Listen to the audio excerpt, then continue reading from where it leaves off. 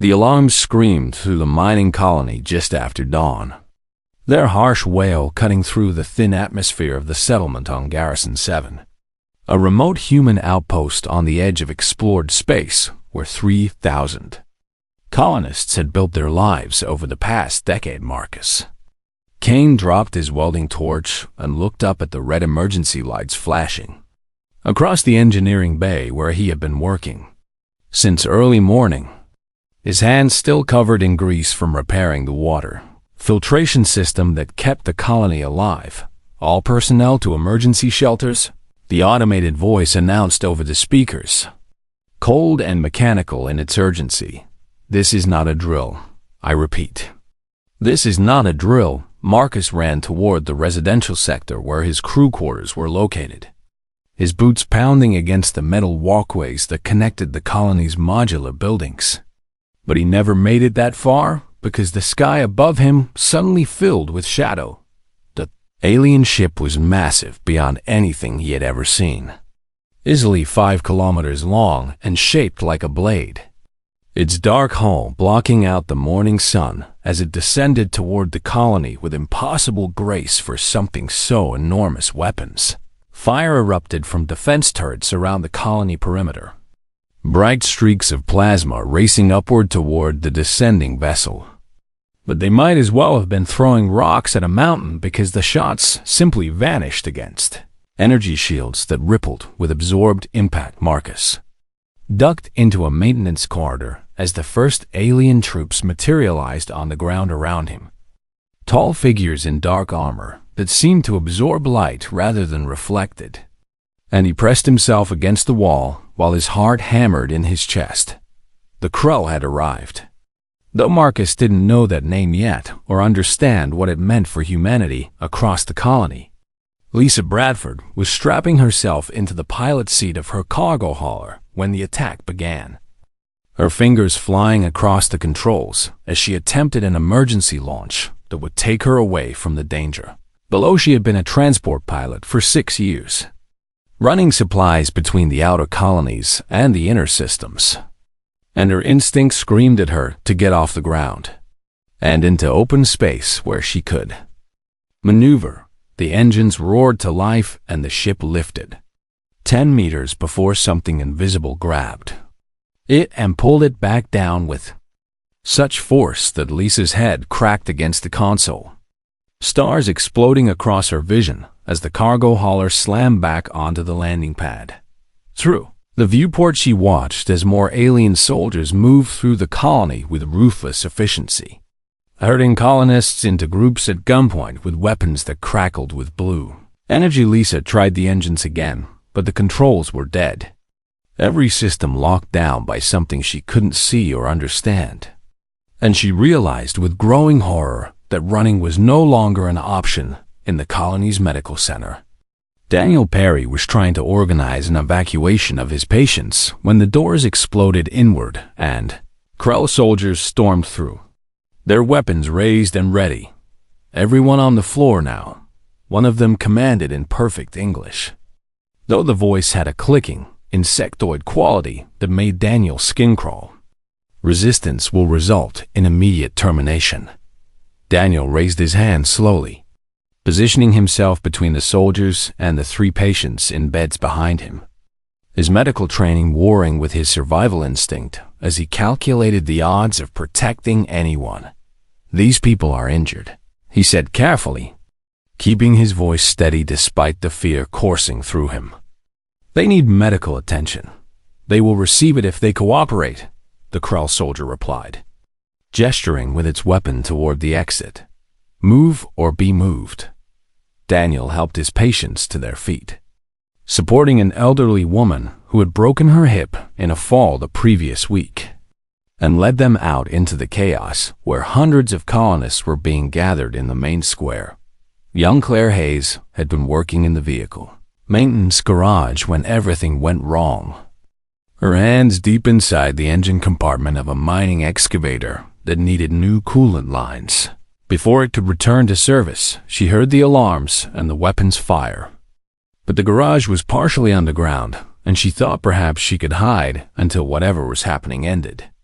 So she crawled deeper into the maintenance pit beneath the excavator and pulled an access panel closed above her for 20 minutes. She listened to boots stomping overhead and voices shouting in languages she didn't recognize. Her breathing shallow and quiet as sweat dripped down her face in the close darkness.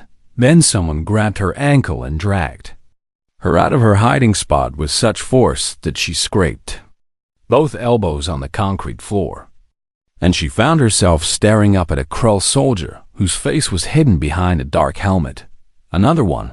The soldier called to its companions, hauling Claire to her feet with one hand while its other hand kept a weapon trained on her chest.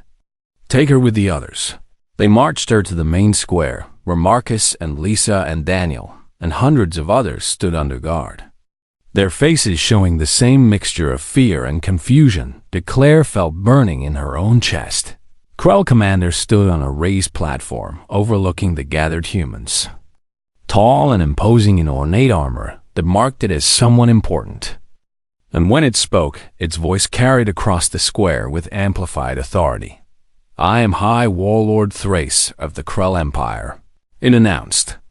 And the translation came through speakers around the square in crisp English.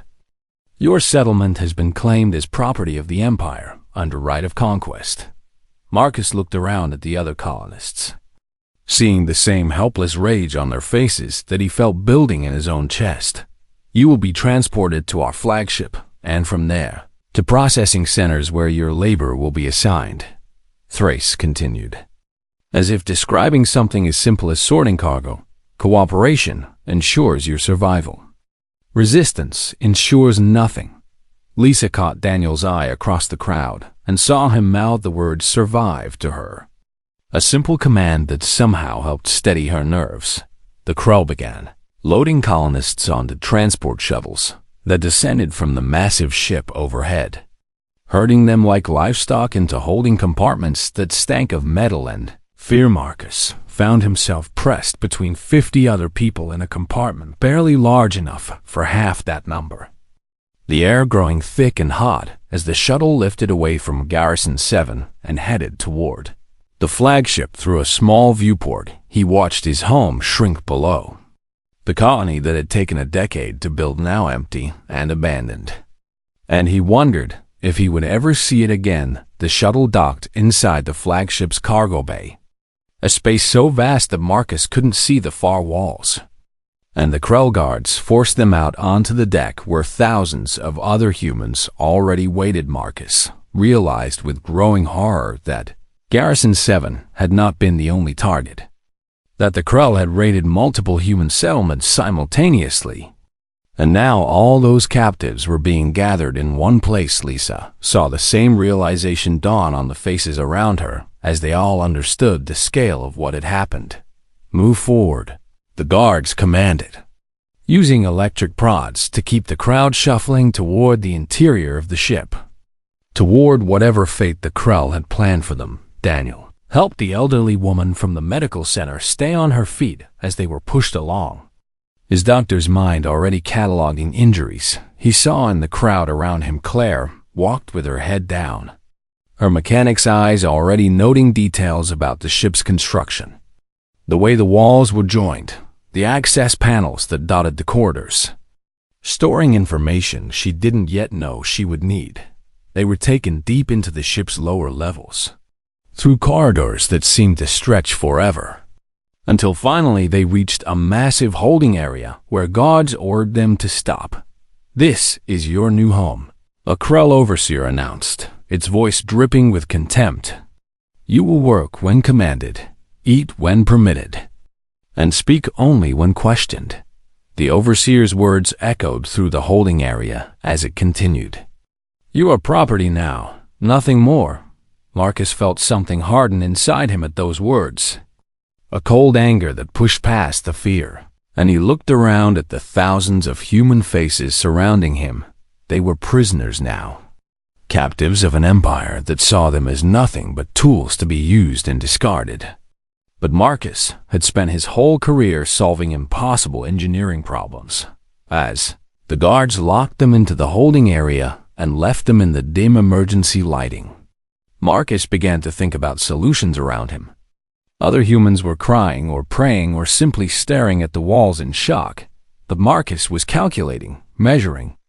Observing Lisa caught his eye from across the room and saw something in his expression that looked like determination rather than defeat. Daniel was already moving through the crowd, checking on the injured and sick, organizing what little they had into something resembling order. Claire found herself near a wall panel that looked like it provided access to the ship's maintenance systems, and her fingers itched to open it and see what was inside.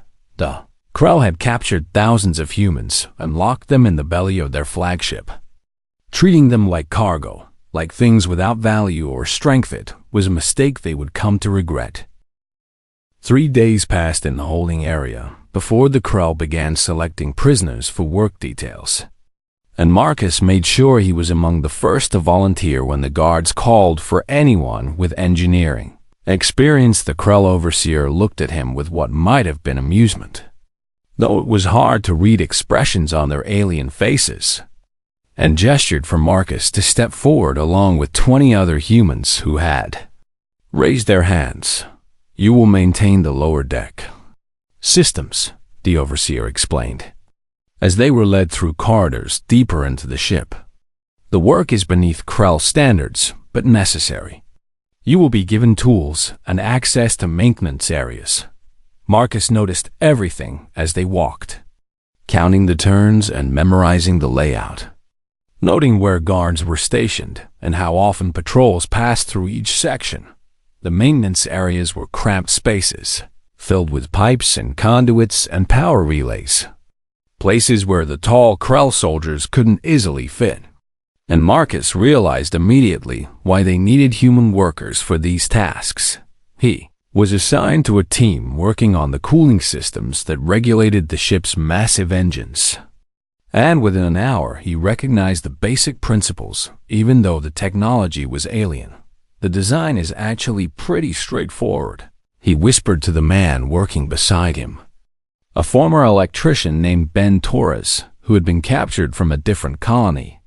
"They're using standard heat exchange principles, just scaled up."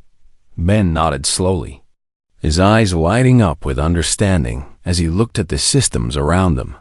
"The connections are universal too. Look at those coupling mechanisms." They worked in silence for a while, but Marcus was memorizing everything, noting that the Krell systems used physical controls alongside their advanced technology, probably as backup systems in case their primary controls failed in another part of the ship. Lisa had been assigned to cleaning duty in the officer quarters, a job the Krell considered punishment, but which gave her access to areas most prisoners never saw. She moved through the corridors with a cleaning unit, mostly ignored by the Krell officers who passed by without even looking at her. And she listened carefully to their conversations. "The humans are weak," one officer said to another in their clicking language, which was being translated by the collar all prisoners wore. "They break easily and complain constantly. They are good for simple tasks," the other replied dismissively. "Nothing more. The Empire was wise to harvest them before they developed beyond their primitive state." Lisa kept her head down and continued cleaning, but she was noting details about the ship's layout, seeing how the Krell moved through their own vessel. Learning their routines and habits, she discovered that the Krell changed guard shifts every 8 hours by their time measurement, and that during the shift changes there were always a few minutes when certain corridors were less monitored. Daniel had been assigned to the medical bay as an assistant to the Krell doctor, a role that gave him both privilege and burden as he was forced to help treat injured Krell while his fellow humans suffered with minimal care. "You have medical training," the Krell doctor had observed when selecting him, not asking but stating a fact it had somehow learned. "You will assist me with procedures." The work was difficult and often disturbing, but Daniel learned valuable information about Krell biology, discovering that despite their intimidating appearance, they had vulnerabilities. Hearing was extremely sensitive to certain frequencies. He noticed when a malfunctioning device in the medical bay caused the Krell doctor to cry out in pain, while Daniel barely noticed the sound. Their armor was strong but had weak points at the joints, where flexibility was needed, and their weapons required biometric authentication that was key to Krell physiology. Daniel stored all this information away, sharing it quietly with other prisoners. During the brief periods when guards weren't watching closely, Claire had been assigned to the maintenance crews working on the small fighter craft stored in the Flagship's launch base, and she quickly proved herself more skilled than the Krell had expected. This human has decent technical ability, a Krell supervisor noted to another, speaking as if Claire couldn't understand them. Perhaps they are not completely useless. Claire said nothing but continued working, her hands moving efficiently through repairs that the Krell mechanics had struggled with. And she realized something important about her captors. They were powerful and their technology was advanced, but they were not innovative or creative. They followed procedures and protocols without deviation when she encountered a problem that required improvisation, something that happened often in maintenance work. The Krell mechanics would stop and wait for instructions from higher authority, but Claire had grown up fixing broken equipment with whatever parts were available, making things work when they shouldn't, finding solutions in the spaces between the official procedures. She began to understand that human adaptability might be an advantage the Krell had not considered. Marcus's work team was eventually given access to the main engineering deck for a critical repair, and what he saw there made his heart race with possibility. The Flagship's power distribution system was centralized through a primary control node, a design that made sense for efficiency but created a single point of potential failure if someone could access that node and understand its systems. They could potentially control power flow to the entire ship, including weapons, shields, and internal security. "Don't stare," Ben whispered beside him as they worked on a cooling line near the engineering core. "But look at that access terminal. It's using the same connection protocol as the maintenance systems." Marcus forced himself to focus on his assigned task while his mind raced through possibilities, calculations, and plans that were still more hope than reality in the holding areas during rest periods. The prisoners began to organize themselves naturally into groups based on skills and backgrounds. Daniel moved through the crowds each evening, checking on the sick and injured, sharing what medical supplies he could smuggle from the bay, and quietly spreading information. The Krell have sensitive hearing, he would mention casually while treating someone's injury. Certain sounds hurt them badly. Their armor has weak spots at the joints, he would add while wrapping a wound. Just something to know. Marcus gathered with other engineers and technical workers, sharing observations about the ship systems, building a collective understanding of how the Flagship functioned. Lisa met with former security personnel and soldiers who had been captured, people who understood tactics and combat, and together they discussed the Krell guard patterns. Claire connected with other mechanics and technicians, and they began creating mental maps of the ship's maintenance systems, the hidden passages and access tunnels that crisscrossed the vessel. A man named Kevin Wright, who had been security chief at his colony, began teaching small groups basic hand-to-hand fighting techniques during the hours when guards were less attentive. "The Krell are bigger and stronger," he explained in a quiet voice to a circle of attentive prisoners. "But they're also slower and they rely too much on their weapons. In close quarters with no room to maneuver, skill and speed matter more than size." Woman named Nicole Sanders, who had worked as a network administrator, discovered that the translation collars all prisoners wore also connected them to the ship's internal communication network. "We can't transmit," she whispered to Marcus during a work detail when they cross paths, "but we can receive I can hear their command channels if I know how to listen, slowly, piece by piece. The prisoners were assembling a picture of their prison and their captors, learning strengths and weaknesses, building knowledge that might someday become freedom. Marcus began to see the shape of a plan forming in his mind. Something audacious and probably impossible. But humans had always been good at achieving the impossible. On the 10th day of their captivity, Marcus was working near the main engineering core when he overheard two Krell officers talking about their route. "We will reach the processing stations in 30 cycles," one said. "Then these humans will be distributed to labor camps throughout the sector. It will be good to be rid of them," the other replied. "They are more trouble than they are worth, always watching, always thinking." Marcus felt a chill run through him at those words.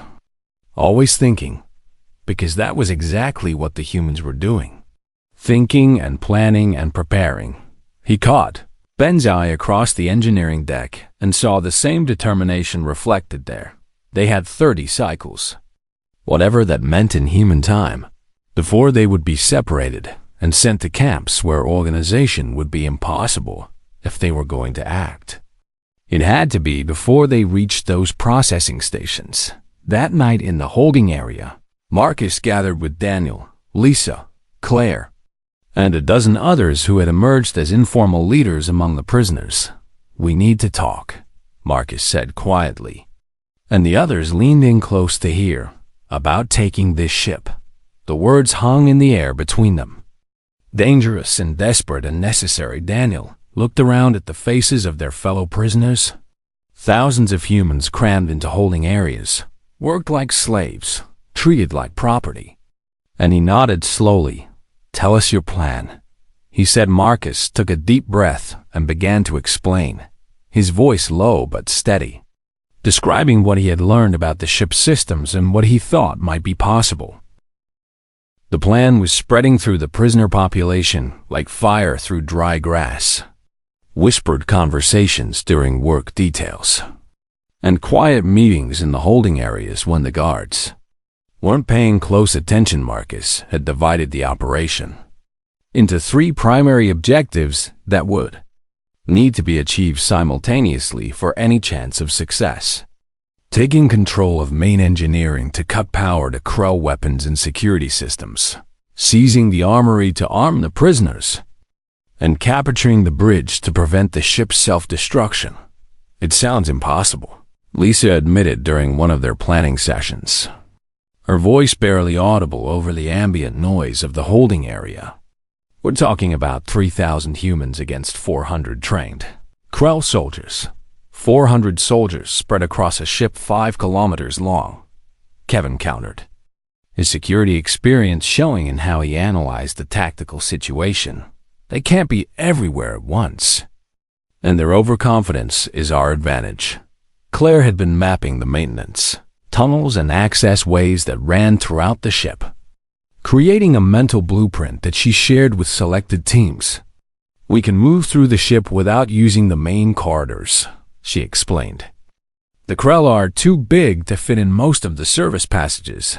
Nicole had been working on understanding the ship's communication systems through the translation collars, learning how to listen to Krell command channels without being detected. "They use a standard protocol for shift changes," she reported. "The next one happens in 5 cycles. That's when we'll have the best opportunity." Ben and his electrical team had been subtly sabotaging non-critical systems throughout the ship, creating small malfunctions that would seem like normal wear and tear, but would add to confusion when the uprising began. "We've weakened their internal sensors in key areas," he told Marcus. "They won't see us coming until it's too late." Daniel had been stockpiling medical supplies and organizing treatment areas for the inevitable wounded, his face showing the weight of knowing that people would be hurt and killed in what they were planning. "I've trained 50 people in basic trauma care," he said quietly. "It's not enough, but it's what we have." Tyler Brooks, a man who had worked in mining explosives before his capture, had been carefully collecting materials from maintenance supplies and creating improvised charges. They're crude, he admitted while showing Marcus what he had made. But they'll create noise and confusion when we need it. Everything was coming together with remarkable speed, considering the complexity.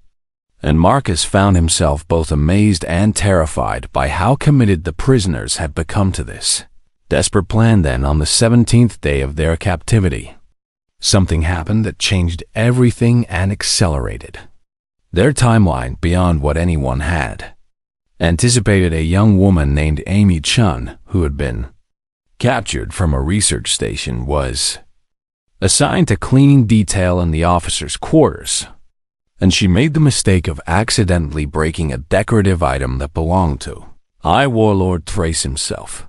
The Crow Warlord was in the room when it happened, and his reaction was swift and brutal. Clumsy, primitive, Thrace roared, his voice carrying through the open doorway into the corridor where other prisoners and guards were present.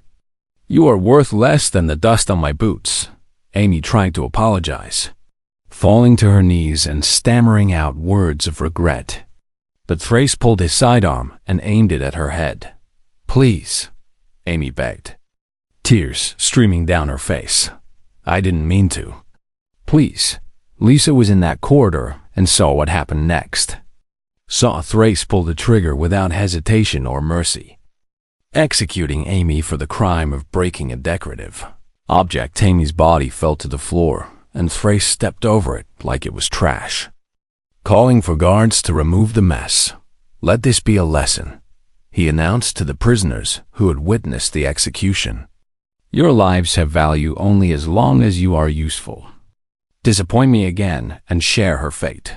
The guards dragged Amy's body away while the other prisoners stood frozen in shock and horror. Lisa made it back to the holding area before she broke down, her hands shaking and tears burning in her eyes as she told Marcus and Daniel what she had seen. Word spread through the prisoner population within hours, and the mood shifted from fearful compliance to something harder and more dangerous. Marcus found himself surrounded by angry prisoners demanding action, and he had to raise his hands for quiet before the guards noticed the commotion. I know you're angry, he said in a voice that carried through the holding area. I'm angry too. Amy didn't deserve what happened to her. Then let's do something about it, someone shouted from the crowd, and others voiced their agreement with angry murmurs. We will, Marcus promised, his voice steady despite the rage burning in his own chest. But we do it smart, and we do it right. We act during the next shift change, which happens in 3 cycles. Daniel spoke up then, his doctor's voice carrying authority even in this desperate situation. Amy would want us to survive, he said. She would want us to win, not throw our lives away in anger. Claire stood beside Marcus, her young face showing determination beyond her years. We honor her by succeeding, she added, by taking this ship and making sure no other humans suffer like she did.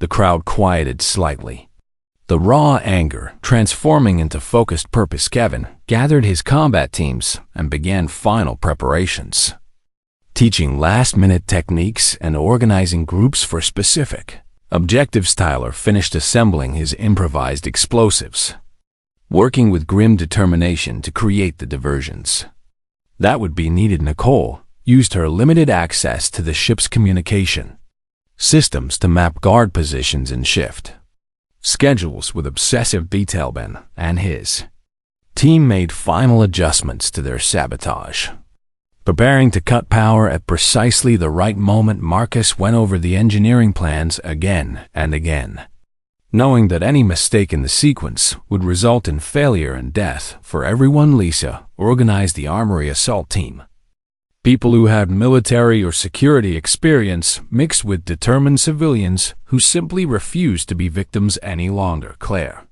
briefed her maintenance teams on the routes they would take through the service tunnels, emphasizing speed and coordination. Daniel prepared his medical stations and said quiet prayers for the souls they were about to risk. Hours before the uprising were filled with preparation but also with reflection. People writing messages to loved ones they might never see again, sharing memories with fellow prisoners who had become friends.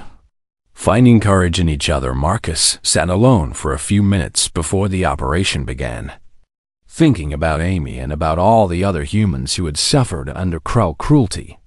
And he felt the weight of responsibility settle heavily on his shoulders.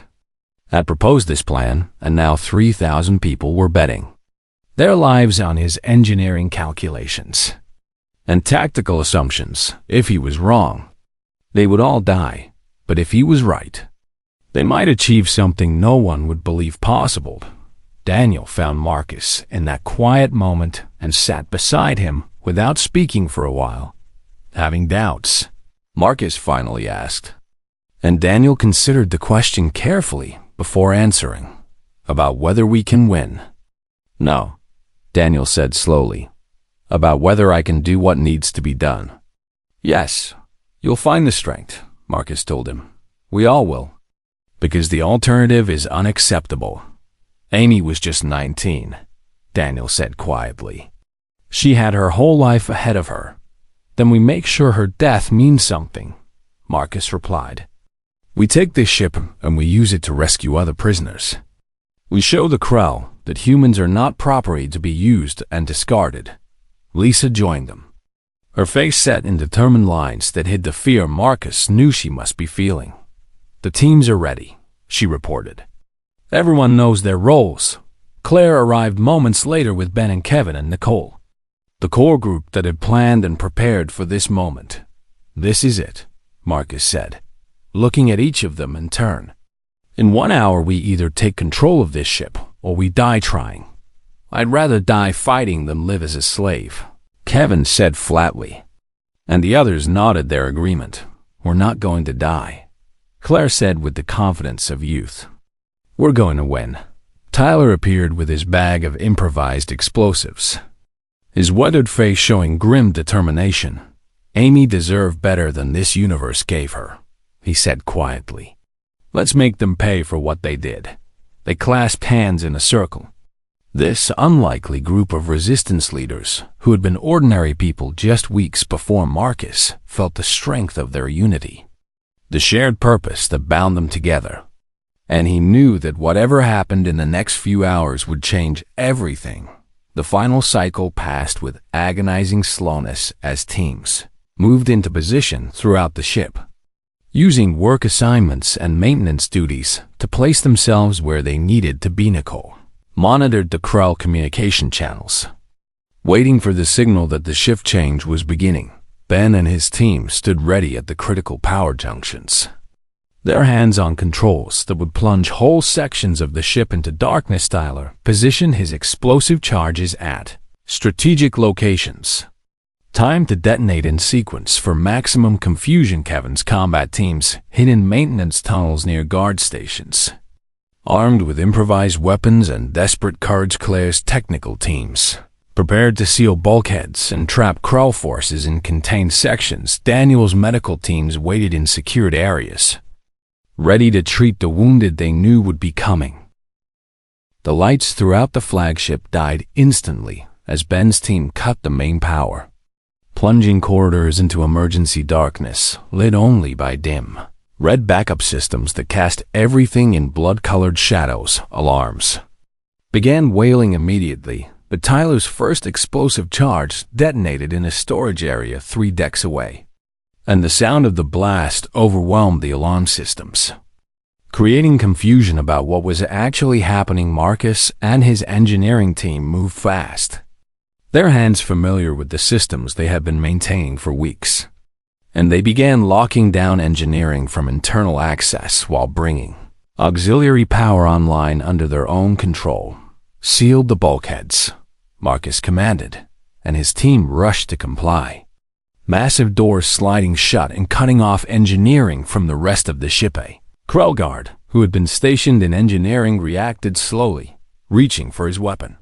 But Kevin Wright emerged from a maintenance tunnel behind him and struck hard with a metal pipe salvaged from ship components. The guard went down, and Kevin grabbed the Krull's weapon, feeling the weight of alien technology in his hands. How does it work? He called to Marcus while other prisoners moved to secure the fallen guard. "Biometric lock," Marcus replied quickly. "It's useless to us unless we can break the authentication." Kevin tossed the weapon aside and picked up the metal pipe again. "Then we do this the old way." Throughout the ship, human prisoners were erupting from holding areas and maintenance passages, moving with coordinated purpose that shocked the Krell guards, who had expected docile captives in the corridor near the armory. Lisa led her team forward through the darkness, using emergency lighting to navigate toward their objective. Two Krell guards stood at the armory entrance, their weapons raised as they tried to understand what was happening. And Lisa's team hit them from 3 directions simultaneously. Humans swarmed the guards with improvised weapons in sheer numbers, accepting injuries to overwhelm opponents, who were individually stronger but unprepared for such ferocious resistance. One guard fell under the assault, but the second managed to fire his weapon. And Lisa watched in horror as 3 humans near her were hit by energy blasts that burned through flesh and bone, but the guard was pulled down before he could fire again, disappearing under a wave of prisoners who fought with desperate fury. "Get the door open," Lisa shouted, dragging herself to the armory entrance even though her leg had been burned by a near miss from the guard's weapon. The armory door was locked with a security system that should have been impenetrable, but Nicole had learned enough about Krell systems to create a bypass, and she worked frantically with a maintenance tool to override them. Controls, the door slid open and Lisa's team flooded into the armory, grabbing weapons that they didn't know how to use but were determined to learn. "Find anything without biometric locks," someone called out, and they discovered that some of the weapons were simpler models that functioned on basic triggers in the main engineering section. Marcus was fighting a different kind of battle as he worked to take control of the ship's power systems from the bridge. "They're trying to restore main power," Ben reported from his station, his hands flying across alien controls that he had studied obsessively during his captivity. "Don't let them," Marcus ordered. "Keep everything routed through our access points." A team of Krell engineers tried to force their way into engineering, but found the bulkhead sealed against them.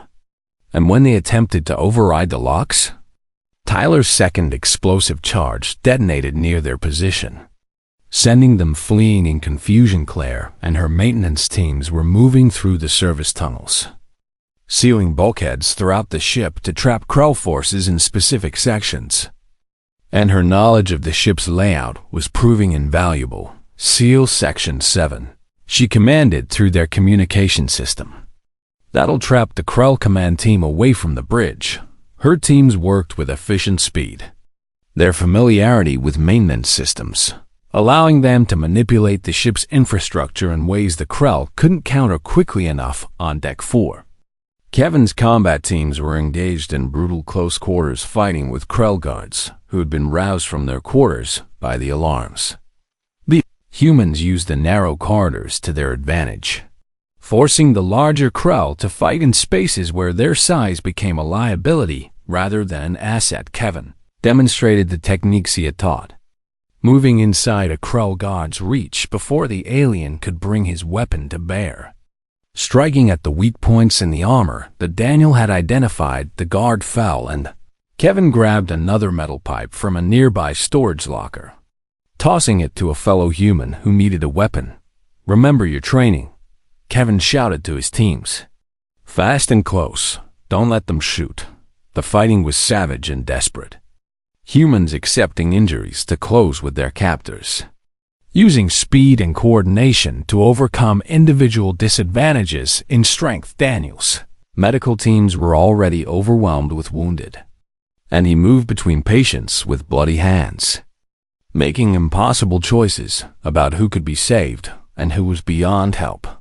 "Stay with me," he urged a woman who had been shot in the chest, applying pressure to the wound while knowing it was probably futile. She died anyway, her eyes going vacant while Daniel whispered apologies and moved on to the next patient, who might have a chance. The horror of what they were doing crashed over him in waves. but he pushed it aside and focused on saving who he could. Nicole was directing the overall operation from a secured communications station, monitoring Krell channels and coordinating human teams across the ship. Engineering reports they have stable control, she announced through the human network. Power systems are ours. Armory team has weapons. Lisa's voice came through, strained but determined. Moving to reinforced Deck 4. Maintenance teams have sealed sections 3 through 9, Claire reported. Krell forces are contained, but then Nicole heard something on the Krell command channel that made her blood run cold. Warning, she broadcast urgently to all human teams. High Warlord Thrace is heading to the bridge. He's ordering the ship self-destruct if they can't regain control. Marcus felt his heart sink at those words because everything they had planned assumed the Krell would try to retake the ship, not destroy it. How long do we have? He demanded. Unknown, Nicole replied. But he's 3 decks from the bridge and moving fast with heavy guard.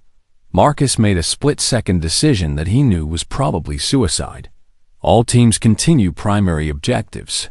He commanded. Ben, you have engineering. I'm going after Thrace. That's crazy, Ben protested. You'll never make it. If he destroys the ship, we all die anyway, Marcus replied. Already moving toward the exit from engineering. Keep power under our control no matter what. He grabbed a weapon from a fallen Krell guard. One of the simpler models that didn't require biometric authentication, and ran into the corridor. Lisa heard Marcus's announcement and immediately changed course, taking her armed team toward the bridge from a different direction. We'll intercept him, she said through the communication system. Marcus, come in from upper deck. We'll hit them from below. Kevin pulled his combat teams back from the fighting on Deck 4 and headed toward the bridge as well. Understanding that this was the critical moment, Claire abandoned her maintenance duties and ran through service tunnels, trying to reach the bridge area before Thrace could activate the self-destruct. Ship had become a chaotic battlefield with skirmishes happening throughout its length. But everything was converging on one location. High Warlord Thrace moved through the corridors with a dozen elite guards, their weapons cutting down any humans who tried to stand against them. Primitives. Thrace snarled as he shot a prisoner who had attempted to block his path. You cannot win against the might of the Krell Empire. He reached the bridge entrance and began entering override codes that would give him access to the self-destruct. Systems Marcus emerged from a side corridor and opened fire, his stolen weapon spraying energy bolts that struck 2 of Thrace's guards. The Krell turned toward this new threat, and in that moment Lisa's team burst from a lower access point, catching them in a crossfire. The corridor exploded into violence, humans and Krell exchanging weapons fire in close quarters, bodies falling on both sides. Marcus felt something burn across his shoulder as a Krell blast grazed him. But he kept moving forward, kept firing. Kevin and his teams arrived from another direction. And suddenly, Thrace's guard unit was surrounded. Protect the Warlord, the Krell guard shouted, forming a defensive circle around their commander. But the humans pressed in from all sides, accepting casualties to close the distance. And the Krell circle began to collapse. Thrace made it to the bridge door and it slid open in response to his command codes. Marcus saw the Warlord disappearing into the bridge and knew they were out of time. He ran forward recklessly, taking a blast to his leg that sent him sprawling. But his momentum carried him through the door before it could close inside the bridge. Thrace was alone, his guards still fighting in the corridor, and he turned toward Marcus with his weapon raised. You are persistent, Thrace acknowledged. But you have failed. In 30 seconds, this ship will begin its destruction sequence. Marcus raised his own weapon, but Thrace was faster, shooting it from his hand and leaving Marcus defenseless. Any last words? Thrace asked mockingly. Marcus looked at the countdown timer on the bridge was silent, except for Marcus's labored breathing as he lay on the floor. his leg wound bleeding steadily onto the polished surface beneath him. "Someone get Daniel," Lisa called out, kneeling beside Marcus to apply pressure to the injury. "And someone secure those controls." Claire appeared from a service tunnel entrance, her face showing relief and exhaustion in equal measure. And she moved immediately to the ship's command stations. "The bridge systems are intact," she reported after a quick assessment. "We can control the ship from here if we can figure out how everything works." Kevin and his combat teams were securing the remaining Krell guards throughout the ship, disarming them and placing them in the same holding areas where humans had been imprisoned. "Most of them are surrendering," Kevin reported through the communication system. "A few are still fighting, but we have them contained." Daniel arrived on the bridge with his medical team and went immediately to Marcus, checking the leg wound with practiced efficiency. "You're lucky," Daniel said as he worked. "The blast cauterized most of the damage. You'll live, but you won't be running for a while." "Don't need to run anymore," Marcus replied weakly, managing a pained smile. "We won." Ben emerged from engineering with Nicole, both of them looking exhausted but triumphant. And they moved to the bridge stations to help Claire understand the ship's systems. "Power distribution is stable under our control," Ben reported. "Life support is functioning normally. Engines are operational." Nicole sat at the communication station and began scrolling through Krell databases, her eyes widening at what she found. "There are records here of other raids," she said quietly. "Dozens of human colonies that have been hit. Thousands more prisoners in processing centers." The words hung heavy in the air as everyone on the bridge absorbed that information. Marcus pushed himself up despite Daniel's protests, leaning against the console while he looked at the others. "Then we can't just go home," he said, his voice gaining strength despite his injuries. "We have to rescue them." "With what resources?" Lisa asked practically. "We have one ship that we barely know how to fly and 3,000 prisoners who are exhausted and wounded." "We have a Krell flagship," Kevin corrected. "That's more firepower than any human military vessel. And we have people who just proved they can achieve the impossible." Claire was studying the ship's navigation systems, her technical mind working through the alien interface. "I think I can pilot this," she said slowly. "The basic principles are similar to human ships, just scaled up. Give me a few hours to understand the controls." Tyler Brooks appeared on the bridge, his clothes covered in soot from his explosive charges, and he nodded respectfully to Marcus. "The ship is secured," he reported. "We have 217 Krell prisoners under guard. The rest were killed in the fighting." "How many did we lose?" Marcus asked, dreading the answer. Tyler's face showed the weight of the number he had to deliver. 463 dead, he said quietly. Another 800 wounded, some of them critically. The bridge fell silent as they absorbed the cost of their victory. 463 people who had been alive that morning and now were. Marcus thought of Amy Chun, whose death had sparked this revolution. And he thought of all the others who had fallen in the hours of fighting. "We honor them by finishing what they started," he said firmly. "By rescuing every human prisoner we can find and showing the Krell that humans are not prey." Daniel returned to his medical duties, organizing care for the wounded and doing what he could for those who wouldn't survive their injuries.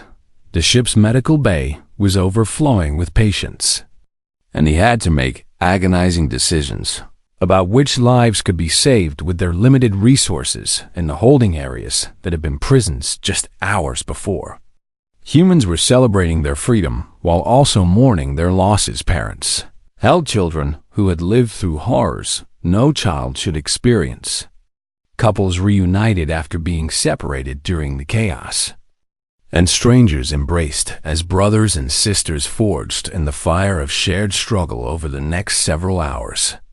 The human crews worked to gain full understanding of the flagship systems. Claire and Ben taught teams how to operate the engines and navigation, while Nicole trained others on communications and sensors. Lisa organized security details to guard the Krell prisoners and patrol the ship. Establishing routines that would keep order, Kevin set up proper training programs for combat teams. Knowing they might face more fighting ahead, Marcus, despite his injury, worked with engineers to create backup systems and redundancies. Learning from the Krell mistake of centralizing too much control on the third day after the uprising, Marcus called a meeting in the ship's main assembly area where thousands of freed humans gathered to decide their future.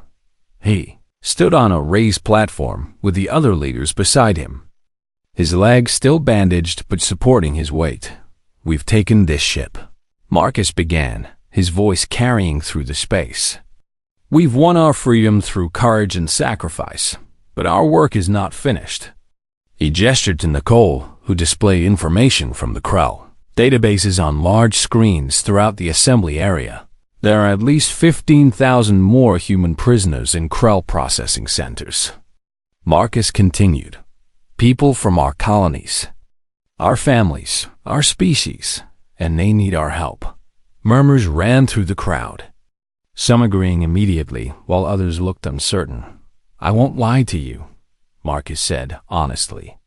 "Going after them is dangerous. We could die in the attempt.